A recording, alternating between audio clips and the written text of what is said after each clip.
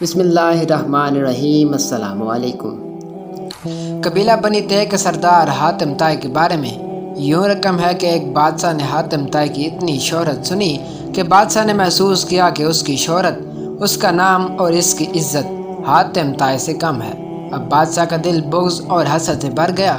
اس کے دل میں یہ وسوسہ آ گیا کہ جب تک حاتم زندہ ہے مجھے حاتم سے زیادہ عزت اور شہرت نہیں مل سکتی۔ شیطانی ذہن کو استعمال کرتے ہوئے اس نے ایک چالاک، فساد پسند اور لالچی شخص کو اس بات پر مامور کیا کہ وہ حاتم طائی کو قتل کر کے اس کا سر اٹھا لائے۔ کرائے کا یہ دہشت گرد اور قاتل شخص اپنے ترکش کو تیروں سے بھر کر اور تیز دھار تلوار کو میان میں رکھ کر حاتم طائی کے ملک کی طرف روانہ ہو گیا۔ جب وہ حاتم طائی کے علاقے میں پہنچا تو اس کی ملاقات ایک خوش گفتار، خوش مزاج اور بڑے ہی پرسکون شخص سے ہوئی۔ یہ شخص کرائے کے قاتل کو مسافر سمجھ کر اپنے گھر لے گیا اور ایسے پیار اور خلوص سے اس کی تواضع کی کہ کرائے کا قاتل اس کا گرویدہ ہو گیا۔ اب دوسرے دن جب مہمان نے رخصت ہونا چاہا تو خوش گفتار اور خوش اخلاق میزبان نے اصرار کیا کہ مہمان ابھی چند دن اور قیام کرے اور مزید خدمت کا موقع دے۔ کرائے کے قاتل کے دن میں میزبان کی تکریم اور بڑھ گئی اور اس نے کہا کہ مجھے ایک ضروری کام درپیش ہے، اس لیے میں زیادہ دن نہیں ٹھہر سکتا۔ میزبان نے کہا کہ آپ وہ کام مجھے بتا دیں، شاید میں آپ کی کچھ مدد کر سکوں۔ کرائے کے قاتل نے رازداری سے کہا کہ بادشاہ نے مجھے حاتم طائی کو قتل کرنے کا حکم دیا ہے، اس کے سر پر ایک بڑا انعام مقرر کر دیا ہے۔ اگر آپ حاتم طائی کو جانتے ہیں تو مجھے اس کا پتہ بتا دیں۔ یہ سن کر میزبان مسکرایا اور عاجزی کے ساتھ جھک کر کہا کہ میں حاتم طائی ہوں، آپ اپنا کام شوق سے پورا کر سکتے ہیں، کیونکہ اگر یہ کام آپ نے اسی وقت پورا نہیں کیا تو پھر لوگ دیکھ لیں گے اور وہ مزاحمت کریں گے اور آپ انعام سے محروم رہ جائیں گے۔ حاتم طائی کی یہ بات سن کر کرائے کا قاتل اپنے میزبان کے پیروں میں گر گیا۔ اس نے اپنی تلوار اور تیروں سے بھرا ہوا ترکش پھینک دیا اور کہا کہ ایسے معزز سردار کے جسم پر پھول مارنا بھی ایک گناہ عظیم ہے۔ سخاوت کے بارے میں ایک مجلس میں حضور کلندر بابا اولیاء رحمۃ اللہ علیہ نے فرمایا کہ ایک شخص نے حضور نبی کریم صلی اللہ علیہ وآلہ وسلم خدمت میں حاضر ہوا اور اس نے عرض کیا کہ یا رسول اللہ صلی اللہ علیہ وآلہ وسلم، مجھے شہد چاہیے۔ آپ علیہ السلام نے فرمایا کہ عثمان کے پاس چلے جاؤ۔ جب یہ شخص حضرت عثمان رضی اللہ تعالیٰ عنہ کی خدمت میں پیش ہوا تو وہاں بہت سارے اونٹ بیٹھے ہوئے تھے اور گیہوں کی بوریاں لادی جا رہی تھیں۔ اس شخص نے دیکھا کہ ایک بوری کا منہ کھول گیا اور اس میں سے چند کلو گیہوں زمین پر گر گئی۔ حضرت عثمان غنی رضی اللہ تعالیٰ عنہ نے جب یہ دیکھا تو انہوں نے اپنے ملازم سے پوچھ گچھ کی اور اس کو ڈانٹا ڈپٹا کہ یہ گیہوں زمین پر کیوں گرا ہے۔ آنے والے شخص نے یہ دیکھ کر واپسی کا فیصلہ کیا اور پھر آپ علیہ السلام کی خدمت میں حاضر ہوئے اور فرمایا کہ یا رسول اللہ صلی اللہ علیہ وآلہ وسلم، مجھے شہد چاہیے۔ حضور اکرم صلی اللہ علیہ وآلہ وسلم نے پھر یہی ارشاد فرمایا کہ عثمان کے پاس چلے جاؤ۔ سوالی شخص نے سارا واقعہ بھی بتایا۔ آپ علیہ السلام نے پھر بھی فرمایا کہ عثمان کے پاس چلے جاؤ۔ یہ شخص دوبارہ حضرت عثمان غنی رضی اللہ تعالیٰ عنہ کی خدمت میں حاضر ہوا اور ان کے ملازم سے شہد مانگی۔ ملازم نے حضرت عثمان رضی اللہ تعالیٰ عنہ سے کہا کہ اس آدمی کو شہد چاہیے۔ حضرت عثمان غنی نے فرمایا کہ اسے شہد دے دو۔ ملازم نے برتن مانگا۔ آنے والے شخص نے کہا کہ میرے پاس تو برتن نہیں ہے۔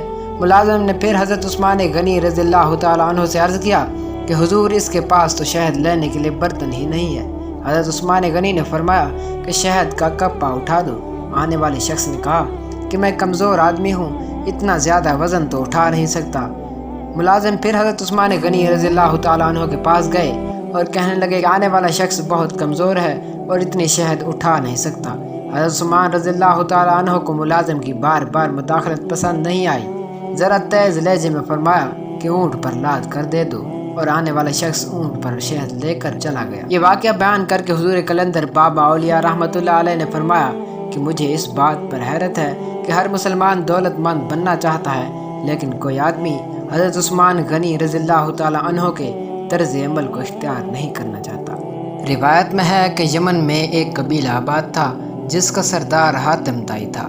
اب حاتم طائی کی سخاوت سے دنیا کا کون سا آدمی ہے جو نہ واقف ہے؟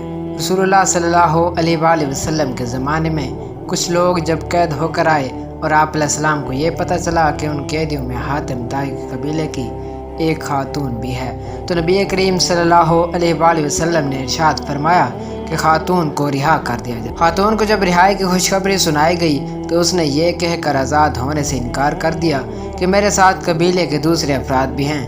نبی کریم صلی اللہ علیہ وآلہ وسلم نے پورے قبیلے کو آزاد فرما دیا اور مال غنیمت بھی واپس کر دیا، اور نہ صرف اپنی طرف سے انعام و اکرام سے نوازا بلکہ خود سرحد تک چھوڑنے کے لیے تشریف لے گئے۔ حاتم طائی کی سخاوت کے ضمن میں ایک قصہ یوں بیان کیا جاتا ہے کہ روم کے بادشاہ کے دربار میں ایک دن حاتم طائی کی سخاوت کا تذکرہ تھا۔ ایک شخص نے بتایا کہ حاتم طائی کے پاس ایک بہترین عمدہ نسل کا گھوڑا ہے جو کہ ہوا کی رفتار سے دوڑتا ہے۔ خوبصورت اتنا ہے کہ جو بھی اسے دیکھتا ہے بس دیکھتا ہی رہ جاتا ہے۔ حاتم طائی اور اس کے گھوڑے کی تعریف سن کر بادشاہ بولا کہ جب تک کسی آدمی کو آزمایا نہ جائے اس وقت تک اس کے بارے میں کوئی رائے قائم کرنا عقل اور شعور کے خلاف ہے۔ بادشاہ نے وزیر سے کہا کہ تم خود جاؤ اور حاتم طائی کی سخاوت کے بارے میں ہمیں معلومات فراہم کرو اور کسی ایسی چیز کا مطالبہ اس سے کرو جو اس کی نظر میں سب سے زیادہ قیمتی ہو۔ اب دربار میں ایک درباری نے کہا کہ حاتم طائی کے لیے سب سے زیادہ عزیز اور سب سے زیادہ قیمتی اس کا ایک تیز رفتار گھوڑا ہے۔ اب بادشاہ کو درباری کی یہ بات پسند آئی اور اس نے وزیر سے کہا کہ تم خود حاتم طائی کے پاس جاؤ اور اس سے وہ گھوڑا مانگ لو۔ اگر وہ گھوڑے کا اظہار کر دیتا ہے تو حاتم طائی یقیناً صحیح ہے۔ روم سے چلا ہوا یہ وفد منزل طے کرتا ہوا رات کے وقت حاتم طائی کے گھر پہنچا۔ جس وقت یہ وفد وہاں پہنچا موسلا دھار بارش ہو رہی تھی۔ گھپ اندھیرے میں بادلوں کی گرج ماحول کو خوفناک بنا رہی تھی۔